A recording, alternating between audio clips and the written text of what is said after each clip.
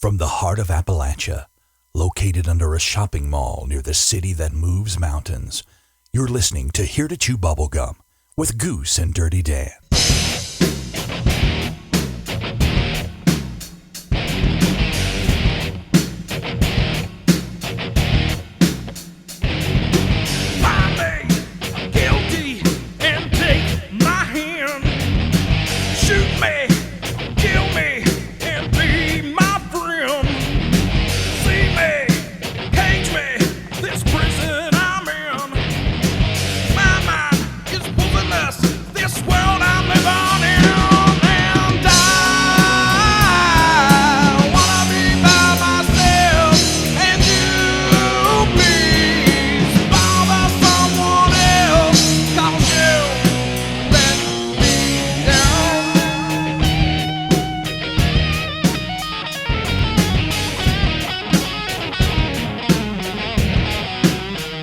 The opening music this week is another song from Stone 11 entitled Let Me Down. Hello, everyone. I'm Goose, and welcome to Here to Chew Bubblegum. On the show this week, we're going to be featuring the last Here to Chew Bubblegum radio show. March 20th of this year was the date. And when I say last, that's not meant to be permanent. We're simply taking a break and working on a special project. Our radio show will return. So now let's get the show started. I'm going to turn it over to myself, Dirty Dan, and Simon for the last Here to Chew Bubblegum radio show. Greetings. I have come here to chew bubblegum and kick some ass, and I'm all out of bubblegum, baby. You know who I am, but you don't know why I'm here. Oh, there you go. There you go. Tribute to Scott Hall there from Simon. Simon, how are you doing this week? We missed you last week, buddy. I missed you guys too.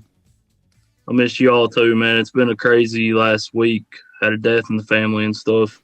You know, I'm sorry to hear that. You know, you're in our thoughts and prayers as always, and your family is as well. Big news. We're going to be taking a break from the radio show for a little while. We're not exactly going to tell you why. As of yet, we also don't know how long. Yes. Yes. And, but we will be back. Just keep, watching the website here at chewbubblegum.com and, listening on the podcast show. For the month of April on the podcast show, you will get a best of series. And, we will start back on, I guess it's May the 1st, right? Is that the first Sunday in May? Yes. Okay. Yes. May the 1st. And I don't know what we're doing for it. Yeah, I don't either. But we will be back with new podcast shows then. The radio show, once we find out exactly what is going on with some stuff behind the scenes, and it's nothing bad. It's flattering. It's good. It's what we've worked and strived for. I will give you a hint, and it's a big platform. So if you've listened to the podcast show, then you know exactly what we're talking about. But we're going to get started with some listener email this week. And Simon, we'll start out with you. This is from Last Name Sloan. Hey, guys, great show last week. I missed Simon on the show. I hope that all is okay with him. With the Russian invasion of Ukraine, what is your thoughts on some reports that claim a higher power has intervened in some of the attacks? Roswell. Dirty Dan, do you want to answer that first? Well, I did do a story on it. I am kind of, as we talked about, it seems that every time the race or the collective of people on the planet has just done screwed up so bad, them higher beings just come in, reset everything, and, start over again. This could definitely be something that they're looking at like, no, don't do that. And, maybe they are intervening. I kind of think they are.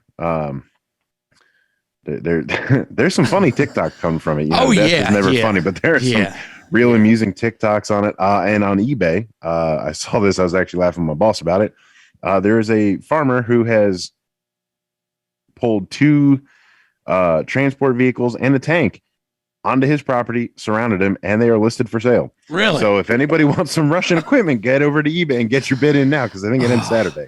I mean, and I've heard reports about a higher power stopping missiles and this and that. And, I'm going to be honest with you. Yeah. And we were talking a little bit before we started recording.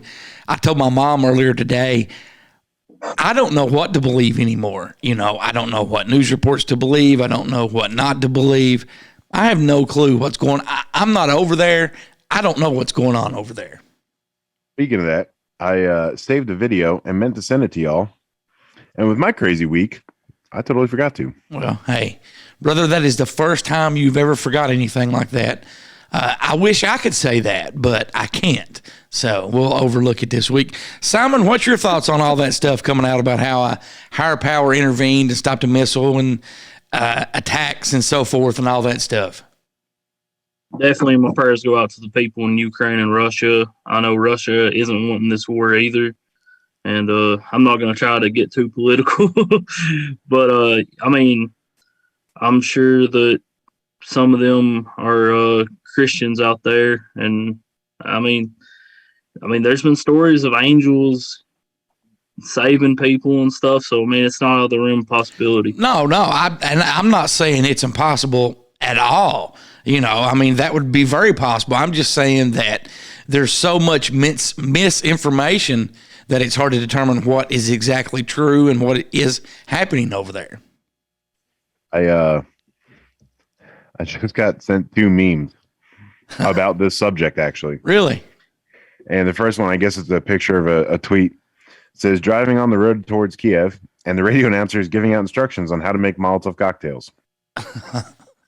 And then the second one, that I don't know if he's blonde hair, red hair, that younger looking guy that's always just looking in the distance and you see this side of his face. Yeah. Like, it's 3 phases of him, and it says, when you're laughing at World War III memes and suddenly the sun rises at midnight. Oh yeah. And it's got normal, semi, and then it's just well, that's definitely not a good thing. That means there's a nuclear bomb if it's sunrise at midnight. So Dirty Dan, you want to take the next email? Certainly.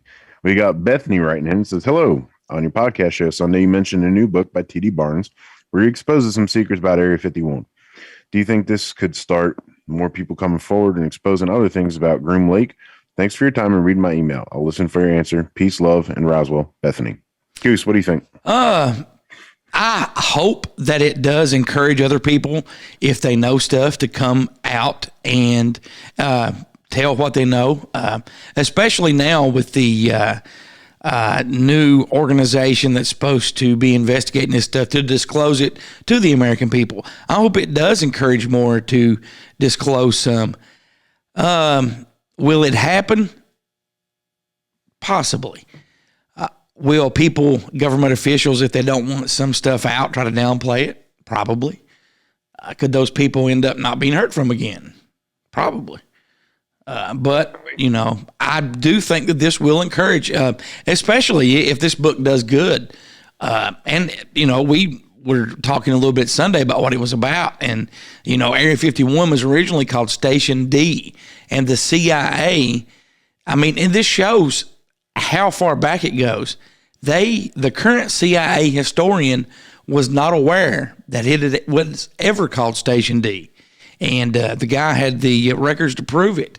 And so, that just lets you know that there's stuff there that may be forgotten in files filed away somewhere. On a need to know basis, and clearly the new CIA intelligence officer didn't need to know. Right. Yeah. What do you think, Dirty Dan? Do you think that will encourage more people to come forward? I think it'll give more people the idea to come forward. Mm-hmm. I think like any major scandal, groundbreaking event, news title, it's going to be slow at first, and they're probably going to sit back and watch and see how TD Barnes fares out. If, TD goes off for a drive one night to the store and never comes back. Right. Then, I don't think too many people are going to come out about it. I think some people might take the route of the one pilot where it's like a memoir kind of a dying deathbed kind of note. Right. I think we'll always have that, but I just don't know, especially with detrimental information, right? How much is going to come? I can't remember the exact number, but I have read before doing research that for one person that comes out that's telling the truth, and it is the truth of what they witnessed or saw or worked on, I'm thinking there may have been 23 that are just totally fabricated. Out of just if you've got one telling the truth, the following 23 most of the time will be completely made up and just people, trying to gain, either fame or financial success from that. Or of those 23, how many people are being told to say that? Well, I had never thought of that way. That's a very, very interesting point. When you got 4 or 5 of them coming out with the same stuff. Yeah. Simon, what do you think? What's your take on all that? I'm sure, like Dirty Dan said, we'll find out. Like if he goes missing and stuff, nobody's gonna want to say what they know about Area 51 and all that, man. But to be honest with you, I don't blame them either. I mean, right. who would want to, if the guy goes missing, who would want to speak out on what they know about that area as well? Yeah. Creed writes in, he says, I just watched Ancient Aliens and wanted to hear your opinion. The episode dealt with shadow people. It touched upon that and went through different possibilities, from them being from other dimensions to even humans not being able to see certain light spectrums. It also made me think that other life could be among us, but it is unseen by most. Very interesting episode. I'm not sure what I believe on that just yet, and I'm undecided. Anyway, what's your take on that? Dirty Dan? What's your take on that? We have been talking about some of those things a lot here in the last couple of weeks, especially on the podcast. And first off, I love Ancient Aliens. Around long enough to enjoy it when it was live on History Channel, the first season. And watched all the wonderful memes develop from the one guy, Giorgio, but the crazy hair. Anyway, that shows honestly what opened my eyes to actually thinking outside the normal spectrum on a lot of that stuff and wanting to research instead of just saying, oh, I don't know what that is. And then, moving on about my day. So there's always a lot of good points to take away from that. There's also a lot of far-fetched stuff. And like Rebecca says, you always got to do your research, do your own research, see what you can find. A lot of it's hidden out there and you got to dig for it. So don't be discouraged by that. If you just type something into the Google box and you don't see the results you're hoping or wanting for, go to page like 321. Don't just go to like 1 and 2. And you get a lot of people nowadays that are lazy and don't want to do the research. And then you say something that they don't agree with and they want to argue on it when they've not researched or looked into it at all. And, if you can't argue both sides of the point, your opinion's invalid. Period. Down in the story.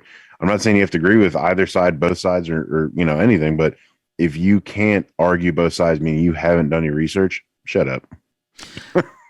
Simon, what do you think about Creed's email?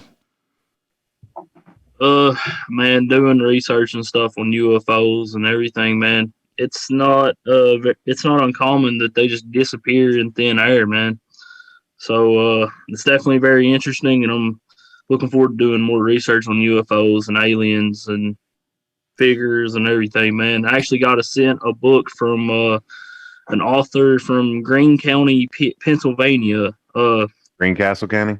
Yeah. Not that I live there. It's supposed to be a hotbed for UFO sightings. His name is Kevin Paul, definitely look forward to having him on, and maybe you guys can have him on your show as well. He's very knowledgeable on UFOs, aliens, Bigfoot. It's even got ghost stories in it. It's got everything cryptid, man. And he sent that to me. Definitely appreciate him doing that, and I look forward to reading that. I didn't mean to plug his book. No, you're totally fine, brother. When you're going to do that, just remember, Simon, you got to go shameless plug and then continue your sentence. Yeah, there you go. Shameless plug. Yeah. You want to have you ever saw any shadow people? No, I have not. I've seen mist go through my hand and stuff like outside my house during a ghost hunting investigation. Right. That's the closest thing. Yeah, I've never saw on our property. Shadow we got people. 2 on our property. You've got 2 shadow persons? There are 2 shadow people on our property, and it is scaring the daylights out of us, and never do the same thing twice. So really? We have no idea what to do. And there's a plethora of spirits and entities and energies that are on this property. There's also a longtime family graveyard on this property. But there's some dark stuff here too. Right. Yeah. Simon, you want to take the next email? This is from Gregory. Hey, Goose, Dirty Dan, and Simon. I was relaxing over the weekend and watching scary movies. What is the scariest movie you saw, and what scares you, Roswell? Well, for me, when I was younger, I think probably the second Friday the 13th. I think that was the scariest movie I saw when I was younger. As I've got older, I think Jaws is probably one of the scariest movies I've ever saw because, I've been in the ocean. I've been out where it's swimming level. And I don't do that now because I'm a lot older and wiser than what I was when I was younger. But just the thought of getting out there and swimming and not knowing what's underneath you is just strikes fear into me. And the movie Jaws, the way that they filmed it, the way that they did it, that just strikes fear into me. What about you, Simon? Honestly, no movie scares me, but Batman Begins was so terrible it scared me. I fell asleep. Fell asleep when I was a little kid watching it. Well, there you go. What about you, Dirty Dan? Footloose. Scares me for a plethora of reasons, but no, I'm that guy that everybody hates in the theaters because the scarier the movie, the funnier it is to me. Right. I don't know if that's just my trauma that I've gone through and lived and dealt with, or it's just my sick personality. But like the any motion picture, it's based really off a true story, like Memphis Belle. Yeah. The first time I saw that movie, I was extremely scared. A huge aviation buff, as we all know, and growing up in a military family and seeing a sense of what my grandpa went through. Like I honestly, I was 7 or 8 years old when it came out on VHS, and my dad and I rushed down to the video store and we got it, and it scared the crap out of me seeing how tore up that stuff got. Right. And I've always been a huge fan of scary movies, and honestly, the last time that I turned the TV on was back on Christmas Eve because I was watching on repeat 24 Hours of a Christmas Story. I don't watch much TV anymore, period. Now, last year, I watched it more probably than I had, the other couple of years because of the pandemic and so forth. But I watch stuff on my phone, or, if I watch stuff, I read a lot. I do read a lot. So, the last movie that I saw, I wanted to see the new Jackass movie with my son a few weeks ago when it came out, but he backed out on me, so we didn't get to go see that. I cannot remember the last movie that I saw. It was Ghostbusters, the Ghostbusters movie. That was the last one I saw, the new one. What Avengers movie came out in 2019? Was that Endgame? I think so. That's the last one I saw. Yeah. I think that was the last one they made. That's the one where Iron Man died, correct? Yeah. See, I don't fit very well in movie theater seats. So. You're just not going to the right movie theaters.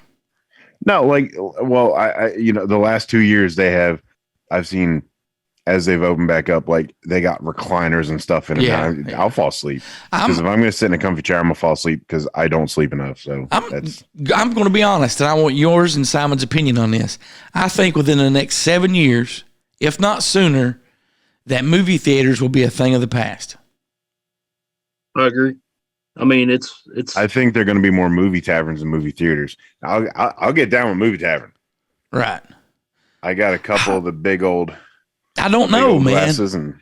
I don't even know if you'll have that now, and I could be totally wrong, but I just think in the next 7 years that movie theaters will be a thing of the past. That's just me, and I hope that I am wrong, because you've still got a lot of mom and pop movie theaters that do exist in this country, especially in this area. So yeah, definitely, and I hope that I'm wrong, but I just have a feeling that I think they'll shut down. I think there will be. I think you're right in terms of big corp movie theaters. I don't think mom and pop ones will get shut down.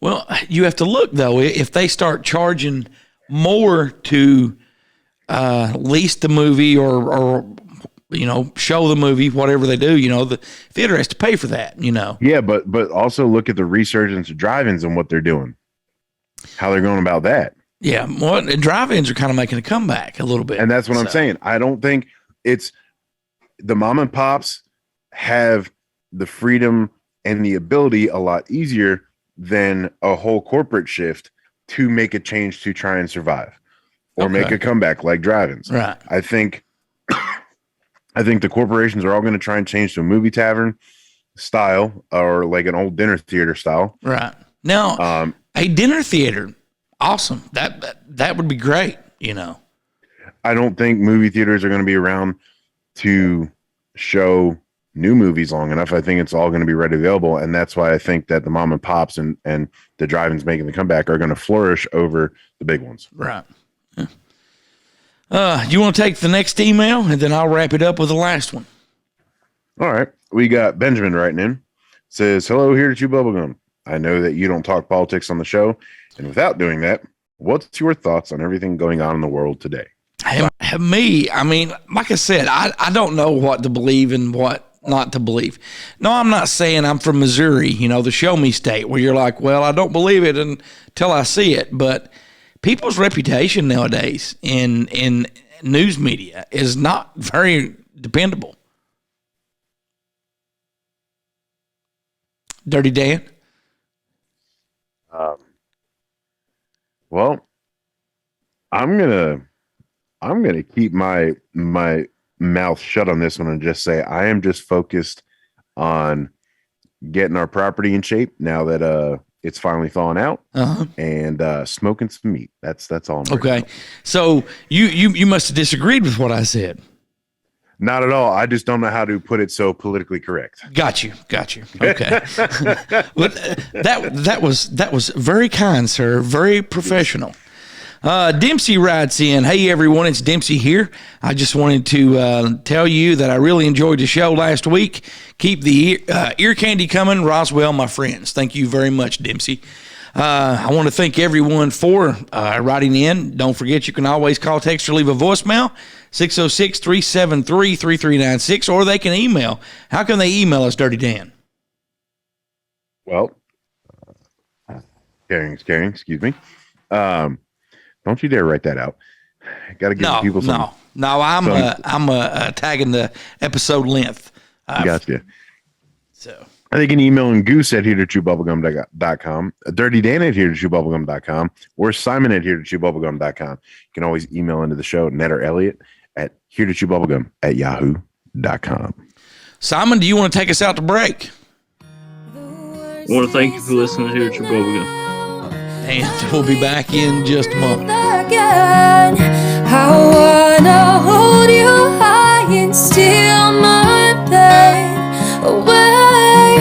There's so much left to learn and no one left to fight. I wanna hold you high and Hey everybody, steal it's John the Bod, aka the Bodfather.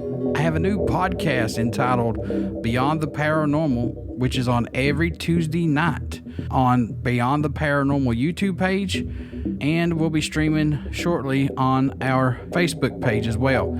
If you want some information on the paranormal and cryptids such as UFOs, Bigfoot, Dogman, come and check out Beyond the Paranormal every Tuesday on Beyond the Paranormal podcast YouTube site, and also soon on our Facebook page. Keep checking back, folks. We're going to have a lot of great guests, a lot of great information. Have a good one. Are you a horror movie fan? Yeah, I dig horror movies. Are you searching for a great internet horror talk radio show to listen to? Why, sure, that sounds quite spiffy. Then you need to tune into deadpit.com. It's the original horror talk radio show. Dead Pit is a show by the fans and for the fans. Uncensored and unbiased opinions are the goal of the show, giving fans honest reviews on new films and vintage classics of the horror genre. Make deadpit.com your #1 horror station destination. Take a lighter look into the darker side of the world. Join Elliot, Gertie, and Beagle as they jump into the dark abyss of hauntings, fables, UFOs, and beyond. The Spooky Family Podcast. You can find them where you listen to quality podcasts.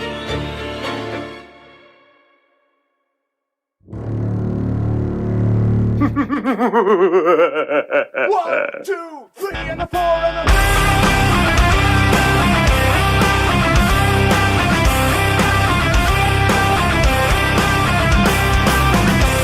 If you want to, we can leave your friends behind. Cause our friends don't dance, and if they don't dance, well, they're no friends of mine.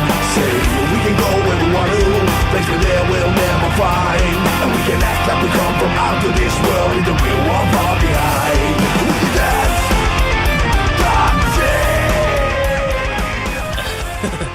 Goose and Dirty Dan. Give the guys a break. They're not that bright. You're listening to Here to Chew Bubblegum with Goose, Dirty Dan, and Simon. We're back, and we're going to start out segment 1 with Dirty Dan. And Dirty Dan, what do you have for us this week? Story is titled, What I Saw That Night Was Real. Is it time to take aliens more seriously? Oh, very interesting. I can't wait to hear it. Huh. So, according to The Observer and The Guardian, the Pentagon has been quietly investigating unidentified flying objects since 2007. The fact that they think they might exist is good news to those who claim to have seen them. In June, the U.S. government published a long-awaited report in UFOs. Although the report did not, as many had hoped, admit to the existence of little green men, it did reveal that not only were objects appearing in our skies that the Pentagon, which controls the U.S. military, could not explain, but some clearly pose a safety of flight issue that may pose a challenge to U.S. national security. The Pentagon also revealed that it has been taking UFOs so seriously that in 2007, it discreetly set up the Advanced Aerospace Threat Identification Program, or AATIP, which has been gathering data on unexplained aerial phenomena, or UAPs, ever since. The unclassified version of the report, because there was no classified version seen only by the U.S. lawmakers, found no clear indications that there is any non-terrestrial explanation for the sightings, but neither did it rule it out. The report offered 5 typically mundane possible explanations for the UFOs and a crucially one catch-all other bin. It's that other bin that has arrested and the attention of stargazers and conspiracy theorists. If the U.S. military has been quietly and seriously investigating UFOs, and if the Pentagon's official report cannot rule out the existence of those extraterrestrials, is it time we looked at claims again of those close encounters and the people who have made them? Enthusiasm for UFOs and ETs has permeated popular culture ever since the U.S. Air Force balloon crashed near Roswell in 1947, allegedly. Conspiracy theorists confused the balloon for a UFO. The U.S. government did a lousy job debunking those claims, and they quickly captured the public's imagination. Fast forward to 1961 when Barney and Betty Hill told the world's first alien abduction story. Andrew Abita, professor of psychology at Rutgers University, co-authored We Are Not Alone, a study into why some of us want to believe in aliens. Abida explains that belief in aliens is akin to religiosity, unfounded beliefs, and unfalsifiable ideas, which require a leap of faith. People have a need to feel their lives are meaningful, and these beliefs might suggest that there's something bigger out there. There's something more important going on, Abida says. I tell Abida about an interview I carried out with a young man in Florida. The man, who did not want to be named, described an ambiguous close encounter that took place during his sleep. When I asked him what he preferred the truth to be, a real encounter or merely a vivid dream, the young man said he would prefer it to be true because that would mean he was special. I can imagine being a protagonist in an alien abduction story seems pretty meaningful, like a meaningful achievement, an accomplishment. Abida says that feeling of specialness plays an important role in these stories. Feeling like your unexplained experience is a result of alien abduction just seems more exciting and more important than a natural explanation. Still, the topic of alien encounters remains sensitive. I discovered just how sensitive when author Whitley Strieber, who some claim was abducted by non-humans in 1985, terminated our call after learning that I had not read his books. In a subsequent email, he wrote, I don't know if I was abducted by aliens or not. The whole point of my work is to describe what happened to me and attempt to understand what it was. I was turned into an alien abductee, Whitley Strieber, by the media. That is not my position, he added. You are lost in space when it comes to this subject, my friend. All of you. After I got on the wrong foot with Strieber, though, he did come back and introduce me to highly decorated former U.S. Navy cryptologist Matthew Roberts. He was stationed on the aircraft carrier USS Theodore Roosevelt when fighter jets recorded the infamous gimbal and Go Fast videos of unexplained objects off the Florida coast during 2015, which went a long way to prompting the Pentagon's UFO report. Now retired from the military, Roberts is unmoved by the debunkers. These things are picked up by multiple sensors that are sometimes from different manufacturers. So to think that they would all be glitching in the same way at the same time is just impossible. It just does not happen that way. Mick West, a science writer and video game programmer turned conspiracy theory debunker, offers his own, more quote-unquote down-to-earth explanations for the objects, arguing that mundane things, tech glitches, camera glare, balloons, and birds are more likely than aliens. However, now even the Pentagon has conceded there's more to UFOs than that. In its 9-page report, it states, most of the UAP reported probably do represent physical objects, given that a majority of UAP were registered across multiple sensors to include radar, infrared, electro-optical, weapon seekers, and visual observation. In other words, there was something out there, and these images were not technical glitches. I asked Roberts about a theory put forward by West that the gimbal object was a glare caused by a nearby aircraft. All aircraft, nationally, internationally, have to broadcast who they are. If they're not broadcasting, that's very unusual. Mick West, bless his soul, he has never been in the military, he says. Roberts explains that after the 9/11 terrorist attacks, unidentified air traffic escalate very quickly. It will go to the captain, it will go to the admiral, and they'll want to know what it is because the thought is immediately, is this a commercial airliner? Has it been hijacked? We're not as incompetent as Mick West would have you believe. If something is unidentified, it absolutely has to be identified immediately. Despite the debunkers and proliferation of more mundane explanations for UFOs, reports of close encounters have persisted for decades. Terry Lovelace, a retired assistant attorney general in Vermont, the author of Incident at Devil's Den, kept his abduction to himself for over 40 years due to fear of losing his job. He had a close encounter in 1977 while serving in the U.S. Air Force. Now 67, Lovelace was on a camping trip in Devil's Den State Park in northern Arkansas with a friend and colleague named Toby when things got strange. They were sitting around a fire, struggling to chatter with the din of buzzing crickets and croaking tree frogs before everything went quiet. That sounds kind of cliched, out of a movie, but that is exactly what happened to us, he says. 3 bright lights appeared on the horizon and moved in their direction. When the lights were overhead, they could see what they were emanting from a black triangular prism as wide as 2 city blocks. A blue laser beam darted over them, which Lovelace thought was scanning them. When it shut off, they became sleepy. Next thing, he woke and saw Toby peering out of the tent. The triangle was hovering above what appeared to be a dozen children standing in the middle below them. What are these kids doing out here in the middle of the night? They aren't little kids. Don't you remember they took us and they hurt us, Toby answered. Lovelace says in the moment, Toby said that fragmented memories of being inside a UFO flashed in his mind. Years later, hypnosis helped him fill in more blanks, and he actually recalled encountering creatures while inside. For some, the fact that the Pentagon has finally admitted it cannot explain the behavior of the objects. May have been a surprise. For PC Alan Godfrey of 73, it merely proves what he already knows. On a windswept and wet West Yorkshire evening in November 1980, Godfrey was in hot pursuit of a herd of escaped cows in Todd Morden's housing estate. Instead of cows, he stumbled across a giant levitating diamond that would change the course of his life. Godfrey's close encounter with the UFO went viral worldwide and transformed Todd Morton into Britain's Roswell. Godfrey, a no-nonsense Yorkshireman born and raised in Autumn, is long retired from the force, but still recalls the events of that night when he came face to face with that particular object, a diamond-shaped aircraft hovering 5 foot off the ground while spinning on its axis. He just had time to sketch the UFO on his notepad before he was blinded. In the next moment of conscious awareness, he was sitting in his patrol car. The UFO was gone. I got out of the car, looked at the road surface, and it was like a whirlpool, he says. The UFO's rapid revolutions had arranged the dead leaves, twigs, and other debris into autumn-themed spiral. In the aftermath of this encounter, he had visits from the Ministry of Defense, correspondence from a Russian scientist, and interest in the world's press. He even underwent hypnosis to uncover memories of his abduction. Toby there in that story, he'd had several encounters, correct? 3 or 4, yeah. You know, and that's something we've talked about before on this show and the podcast show. You get somebody that just, they seem to be like a magnet for, UFO sightings or encounters, abductions, lost memories. And, you get, and I'm not talking about just Toby, but several people like that. And they share all these similar stories and things happening and more than one experience.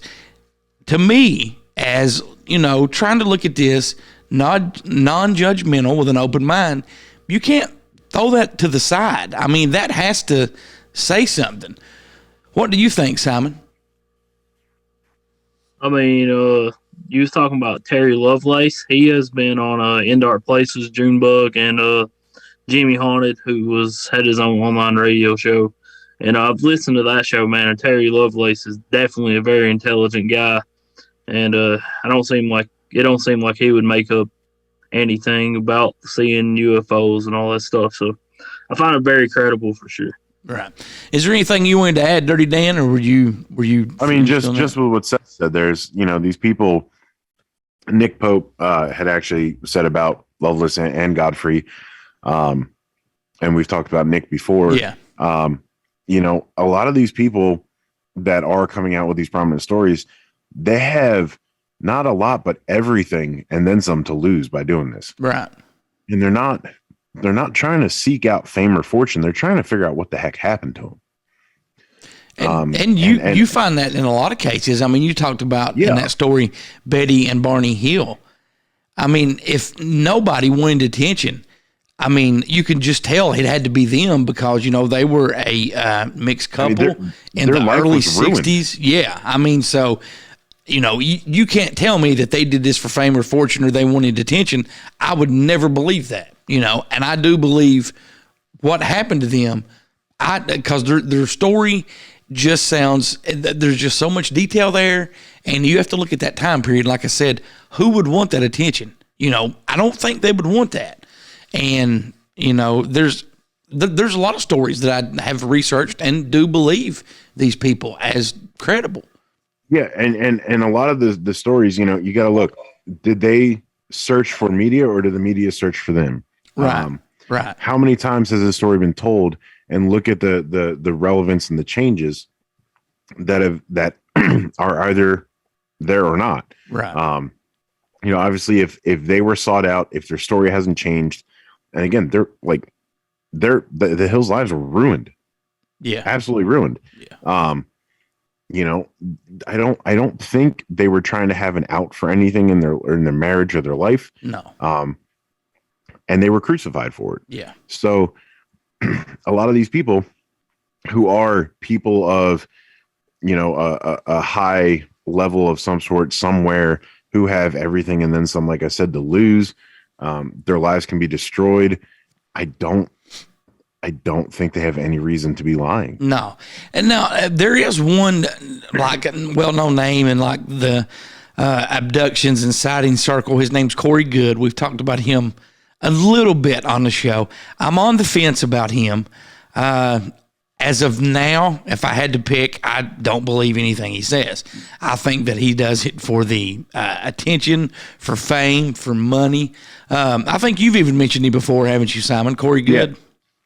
Oh, I don't know I don't even know who he is, to be honest with you. Okay. But I will tell you, Russ Kellett is a very credible UFO abductee. Yes, he is.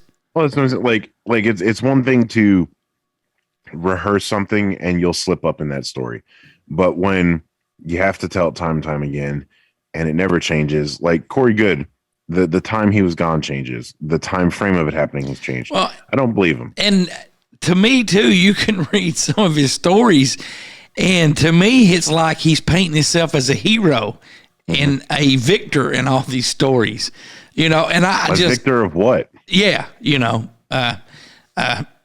Well, in his view, he's saved the world several times. He's saved planet Earth. But, you know, that was one thing that I noticed just doing a little bit of research on him and some of the stories that I had read that he had said and interviews that's posted on YouTube. I'm thinking, this, you know, I really don't believe this guy, because he's like, you know, Rambo, you know, versus aliens. He's saved us all. So when you call a news conference as a civilian, really? Yeah. And I totally get what you're saying there. Simon, do you have anything for us this week? I actually got a Bigfoot sighting from last year here in Knott County. It was one that Earl told me, but the reason why I'm mentioning it right now is because me and David are actually going to investigate this area. And it was at the, do you know where Burgess Creek is, where the bridge is? Yes, I do. If you're familiar with Burgess Creek, you know where the waterfall is. You can kayak there and stuff, and some people swim there and stuff. Somebody was kayaking there last year, and they seen a Bigfoot walk above the waterfall, and they said that they seen like a 7-foot ape-like creature walking. So definitely very creepy. And Earl said this person is very credible too. So definitely look forward to investigating that area in June. Yeah, definitely. You have to do a YouTube video on that as well when you do that. We will be, actually. It was me. I was shirtless. Have you, not getting away from anything, but there's and I wish I'd saved it and sent it to you guys. There was a TikTok video here recently of what people claim is a real Bigfoot sighting. And basically all you see is the guy's forehead, or you see a forehead and eyes and like the top of the nose, okay? And he's hid behind a tree. And the guy that's commentating, you know, he's like, I've made eye contact with him, I've spotted him. To me, it looks like a man that has used stage makeup and painted his face black. That's what it looks like to me. It does not look real. It does not look legit. Have you guys saw that? No, but I seen the statue in Georgetown that was going around on Facebook. Yeah. Now, see, that had actually, one of my friends posted that several years ago from the little wood cutout thing, you know. Yeah. Now, the thing that gets me is like there's an actual disorder or disease called hypertrichosis. Right. That makes you hairy. The werewolf syndrome. Yeah. You're talking about the werewolf boys from Mexico. Yes. Yeah. Like, for the longest time, until like their doctor shared the case, they thought there was little Bigfoots running around below the border. Like, I've actually gotten to meet someone that has had this condition, and all I could think of was Chewbacca. So if you got one of these corn-fed sons around here, right, you know that has that, and I'm that could be very possible in Eastern Kentucky, very possible. Yeah. So I mean, we had blue people. Yes. So, yes, we did.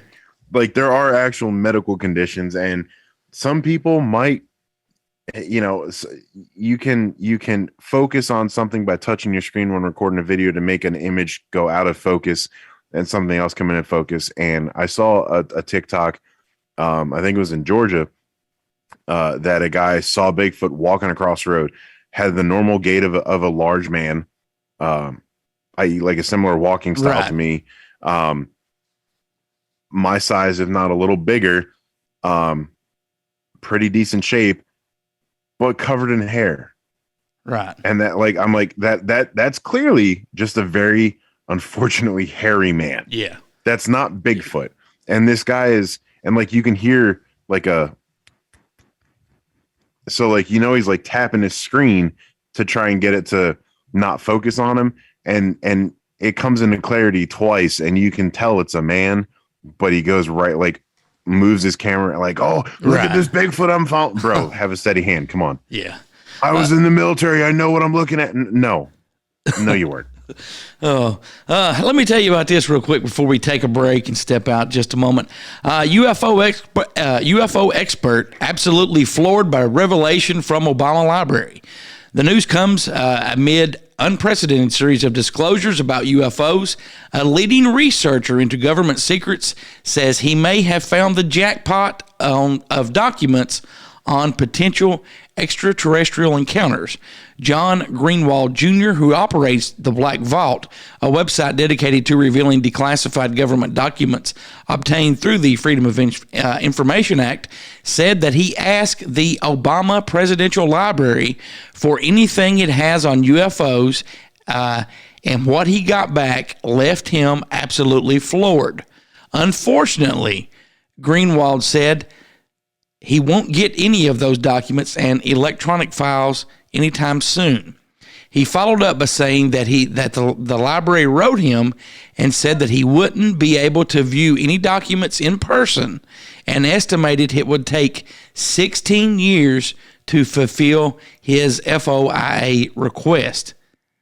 That is how much material they have. I mean, there's a time limit on it, but they have so much material, it will be 16 years before they can fulfill that request. Greenwald is the author of several books, including Inside the Black Vault, The Government's Secrets Revealed, which reportedly involved collecting some 8,000 Freedom of Information Act requests. Although it's not clear what might be contained in the Obama Library documents or contain previously known information, the sheer volume of content is enticing researchers and UFO enthusiasts. We're going to take a break and step away with the mysterious Appalachian Mountains with Seth and David, and we will be back to close everything out. You're listening to Here to Chew Bubblegum. Welcome to the mysterious Appalachian Mountains with Seth and David, and I want to thank Russ Kellett from the UK, UFO researcher, UFO hunter, Russ Kellett, for being on, and for co-hosting the segment, man. And but we're definitely appreciate Russ for being on, and Russ is a great guest and a great guy. I definitely appreciate him co-hosting. Shout out to Russ Kellett. And David, how's it feel to be back, man? Oh, it feels good, Seth. Feels good, bud. Trying to get recovered and back on the road and get back out in the woods. Do some Bigfoot hunting. That's right. Absolutely, man. And man, I'm gonna tell you what, man, I got a weird story for you, and it's actually not from an article or any report or anything. It's actually a sighting of my own that I seen. Oh wow. When did this happen? 2 weeks ago. Oh yeah. I'm definitely interested. Absolutely, man. Do you know where Letcher County is? Not quite sure. It's next to Harlan, Knott County and stuff. Okay.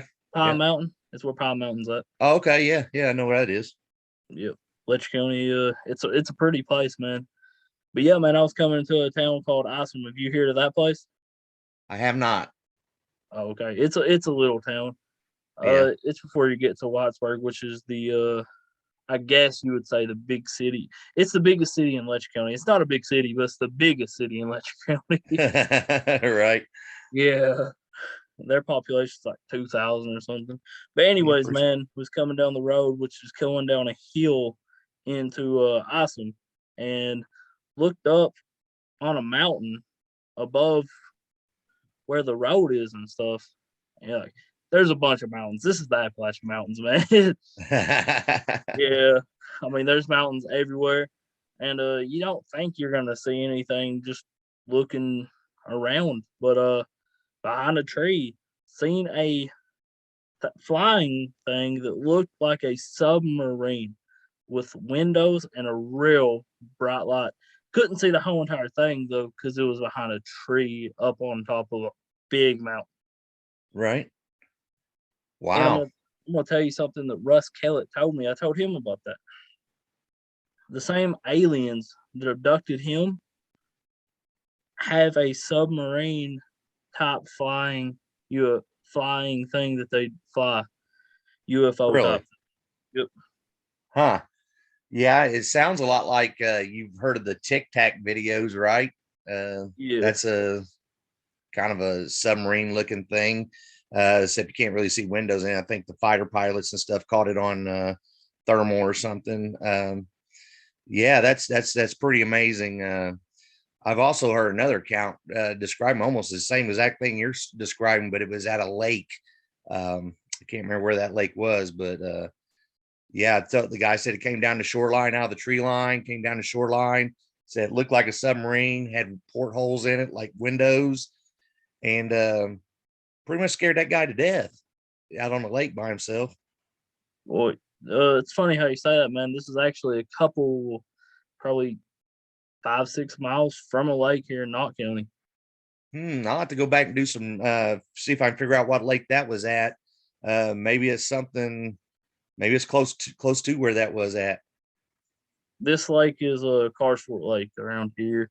There has been people, Earl, who was a Bigfoot researcher here in Knott County. I know you've heard Earl on my podcast and stuff and on here before. Right. He sadly passed away, and definitely prayers go out to his family, man. Miss Earl every day. He had a UFO sighting at the lake. He lived close to the lake, and he was on his way home from work and seen a UFO flying across from up in the sky across the lake. Wow. Yeah, I've seen a couple of UFOs myself. Didn't quite look like that. What I saw were two total different things. One was actually just a silver sphere that was going across the sky, and me and a friend were out at work. It was broad daylight too, about 9 o'clock in the morning at work. We saw this go by. It was pretty incredible just seeing that. We had never seen anything like that before. Then the other one I saw was actually looked like a football field flying, all the stadium lights. Up here in Indiana, we have a lot of patchwoods, we call it, because we have the cornfields, and you got little patchwoods here and there. This thing went behind, it's as big as a football field, every bit of it. Went behind one of those patchwoods and never came back out again. That was probably the most strangest thing I've ever seen as far as UFOs go. Wow. What Earl seen was a white light, just a white light, like a little small white light in the sky. Almost sounds like some of the orbs that are affiliated with Bigfoot sometimes, huh? Yeah. Funny thing is, there's been some Bigfoot sightings in the Carrsford Lake area. Wow. Yeah, as soon as I get back on my feet, I'm going to be giving you a call, and we'll get down there and we'll go do some running around, see what we can, peep out, and maybe we can find some good Bigfoot evidence down in there somewhere.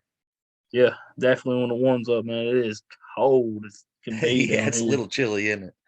Yeah, it's very chilly, man. We get snow. Like, it become a big rain the other day, man, and then in the morning it snowed like a coating. It was weird. Yeah, we got a pretty good snowstorm, and then we got rain after that. So we was having like thunderstorms the night before, and then the next morning it was snow. Isn't that funny how weather is? Kentucky weather, man. That's right. Definitely. But yeah, so how long did you see this thing flying? 2 to 3 seconds. 2 to 3 seconds? What it do? Just blink out, or just lost sight of it? It just moved the other direction, man, and went away. Yeah. Couldn't see all of it though, because it was behind a big trees. I mean, multiple trees. It was behind. It acted like it was definitely trying to hide from something. I'm not sure what it was trying to hide from. Maybe, like Russ Kellett says, man, our government knows about these things and is fighting with them, fighting a war with the aliens. There's 100% guarantee they know about them. I mean, there's no doubt about that. Oh, absolutely. I believe they're in war with them.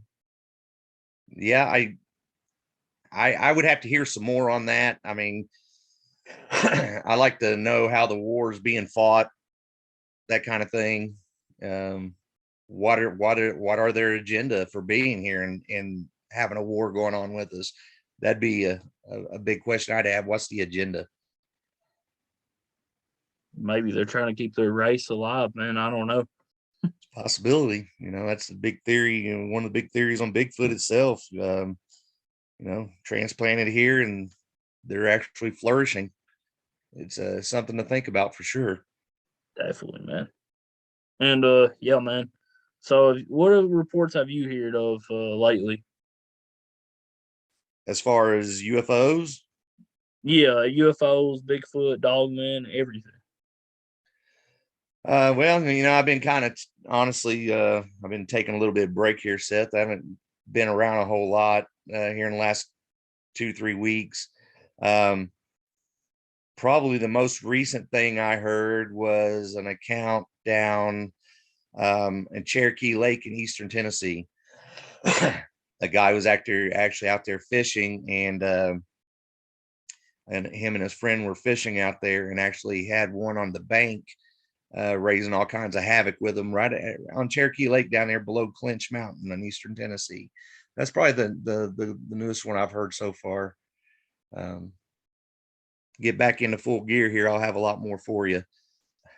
Definitely, man. Definitely look forward to hearing some more stories from you, and I can't wait till you get out there and are able to get out there and do some Bigfoot hunting and UFO hunting, dogman hunting, every Christmas thing hunting, pretty much.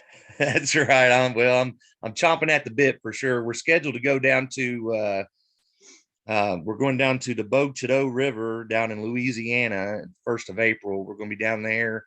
Got a couple fairly recent Bigfoot reports down there and also some dogman sightings. So we're going to be down there messing around and getting out in the woods down in Louisiana and see what we can find. Absolutely, man. Sounds very exciting, and definitely can't wait to hear some stories after that trip. For sure. I'm sure I'll have some. Absolutely, man. It was good to have you back. And I want to thank Russ Kellett for co-hosting last week. I want to thank David for co-hosting this week and co-hosting every week. And yeah, this has been the Mysterious Appalachian Mountains with Seth and David. Y'all have a good night.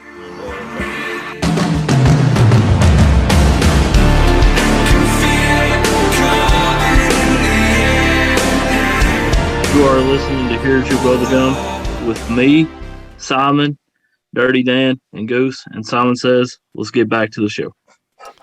Good job, Simon. And the next time you talk to Mr. Seth Amberg, you tell him great job on the Mysterious Appalachian Mountains with Seth and David. Very, very, very interesting. I always look forward to listening and hearing that on the show. There are some guys out there who are bigger than most and have quite a bit of body hair on them. And it's just too much of a chore and you feel too bad asking your significant other to shave you. So remember, folks, when you go outside and you might see Bigfoot, it also could be a Dirty Dan just doing barbecue man things. Okay. Just remember that. Okay. Serious question. And just remember on the radio, keep it clean. Have you ever used Nair hair removal? Yep. Did it work? Ish. I have very thick hair. Okay. Have you ever braided your back hair? No. Okay. I did, however, lose a bet. Well, real quick, shameless plug for those of you who are on TikTok, because I don't think we've actually ever mentioned it on the radio show. I don't think we have. Look up Dirty Dan 974. Dirty Dan, all one word, numbers 974.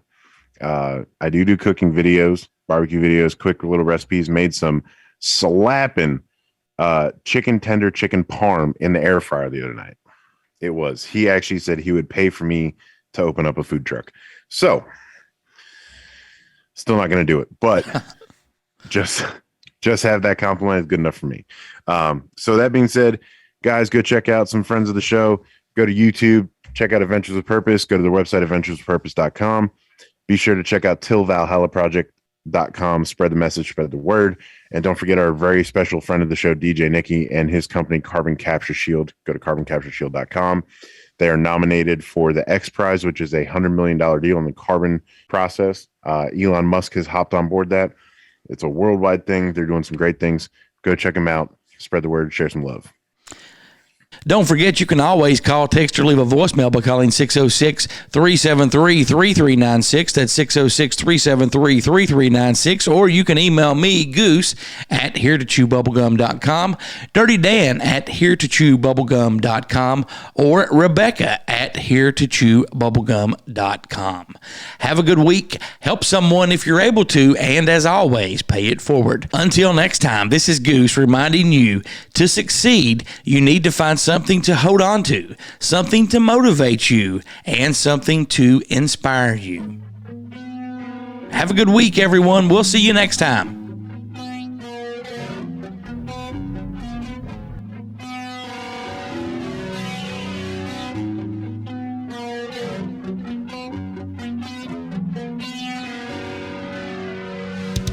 Thanks for listening to Here to Chew Bubblegum. Tune in next time as we dive deeper into things the government doesn't want us to know.